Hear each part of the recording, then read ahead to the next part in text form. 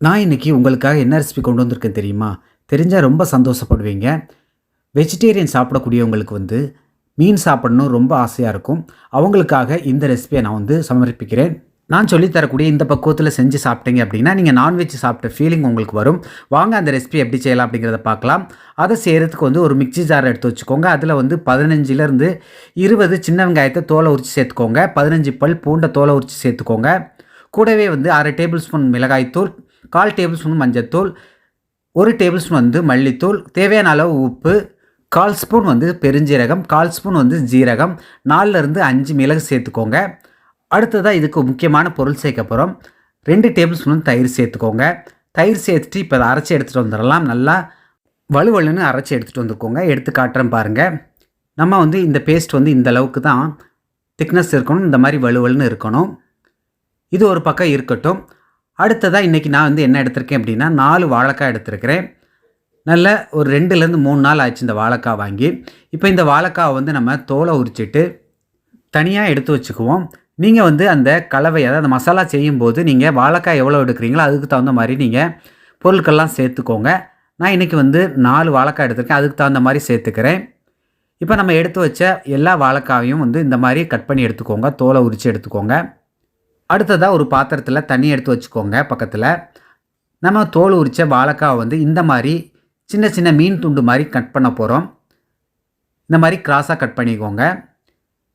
Cut பண்ணிவிட்டு உடனே இந்த வாழைக்காவை தண்ணியில் போட்டுருங்க. வெளியில் வச்சிங்க அப்படின்னா, அதாவது காற்றோட்டமாக இருக்க இடத்துல வச்சிங்க அப்படின்னா இது கருப்பாக மாறிடும். அதனால் நீங்கள் வெட்டின உடனே தண்ணியில் போட்டு எடுத்து வச்சுருங்க. இப்போ நம்ம எல்லா வாழைக்காயையும் இந்த மாதிரி கட் பண்ணி தண்ணியில் போட்டு எடுத்து வச்சிட்டோம். பாருங்கள், பார்க்குறதுக்கு மீன் துண்டு மாதிரி இருக்குது. இந்த மாதிரி கட் பண்ணிக்கோங்க. அடுத்ததாக இந்த வாழைக்காவை என்ன பண்ண போகிறோம் அப்படின்னா, ஒரு குக்கர் எடுத்து வச்சுக்கோங்க. அதில் எல்லாத்தையும் கழுவி சேர்த்துக்கோங்க. கொஞ்சமாக தண்ணி விட்டுக்கோங்க. தண்ணி விட்டுட்டு இதுக்கு தேவையான கொஞ்சமாக உப்பு சேர்த்துக்கோங்க. அடுத்ததாக 1/4 டேபிள் ஸ்பூன் மஞ்சத்தூள் சேர்த்துட்டு நல்லா கலந்து விட்டுட்டு குக்கர் மூடி போட்டு மூடி விட்டுருங்க. மூடி விட்டுட்டு விசில் போட்டுட்டு கரெக்டாக ஒரு விசில் வச்சா போதும். அதுக்கு மேலே வைக்க தேவையில்லை. ஒரு விசில் வச்ச உடனே தம் அடங்கின உடனே ஓப்பன் பண்ணி பார்க்கலாம். இப்போ குக்கர் விசில் விட்டு தம் அடங்கி ப்ரெஷர் ரிலீஸ் பண்ணிவிட்டு ஓப்பன் பண்ணி பாருங்கள் மெதுவாக. வாழைக்காய் ஒரு விசில்லே நல்லா வெந்திருக்கு. பாருங்கள், நல்லா வெந்து சாஃப்டாக இருக்குது. இதுதான் பக்குவம். இதை தனியாக ஒரு பாத்திரத்தில் இந்த மாதிரி ஒரு தட்டில் எடுத்து வச்சுருங்க. அடுத்ததாக நம்ம அரைச்சி வச்ச அந்த பேஸ்ட்டை இதோட சேர்த்துட்டு எல்லா வாழைக்காய் துண்டுகளையும் இந்த மாதிரி மசாலாவை தடவிடுங்க. பாருங்கள், இந்த மாதிரி 1 பை 1 எல்லாத்தையும் தடவி எடுத்து வச்சுக்கோங்க. நீங்கள் வாழைக்காவை ஓரளவு தோலை உரித்தா போதும். தோலை உரிச்சிட்டு இந்த மாதிரி கட் பண்ணி நீங்கள் அவிச்சு எடுத்துக்கலாம்.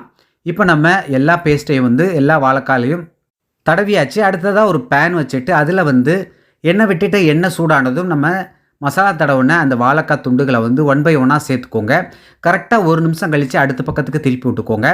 இதே போல் எல்லா வாழைக்காயும் 1 நிமிஷம் கழித்து அடுத்த பக்கத்துக்கு திருப்பி விட்டுக்கோங்க. பாருங்கள், இந்த மாதிரி கலர் வந்த உடனே எல்லாத்தையும் மெதுவாக திருப்பி விட்டுக்கோங்க. நமக்கு வேகக்கூடிய பக்குவம் இந்த மாதிரி இருக்கணும். 2 பக்கமும் சிறந்து வரணும்.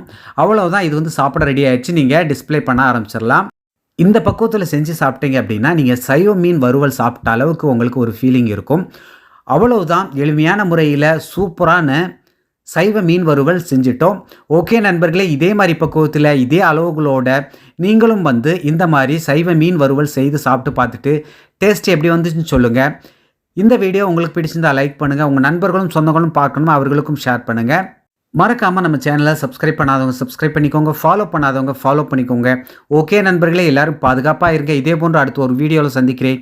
Take care. Bye bye. Thank you.